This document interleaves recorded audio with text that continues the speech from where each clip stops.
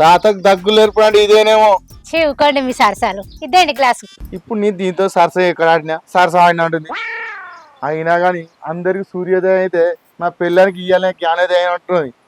ఆ పొలం దాకా నా వేస్తా ఇక. సిరి, ఓ సిరి, ఆ నీకు ఈ పొలం దాకా వేస్తనే. పొద్దున్నే లేపి పండ్లు తోమిచ్చింది, వేడి వేడి ఛాయ్ తీసుకొచ్చింది, పొలం కడిగోనిక. మళ్ళీ లేకపోతే ఎందుకే? ఇవాళ మా నాన్నమ్మ వస్తుంది. అత్తే రాని నేనేం చేయాలి? నేనేం చేయాలి కాదు, ముసల్ది, దానికి నడవరాదాయే. పోయి బండి వేసుకొని తీసుకురాపో. ఓహో, ఇదేనా అసలు కథ? అత్తే నేనేం చేయాలి?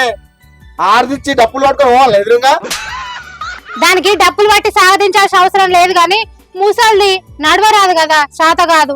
బస్సు దిగి ఆన్నే కూర్చుంటది, బండి మీద ఎక్కించుకరాపో పోయి. సరే పోతుంది. ఇది ఎన్నెళ్ళేంది పొద్దున్న లేపి మర్యాద చేస్తేనే అనుకున్నా ఏమో ఉన్నదని.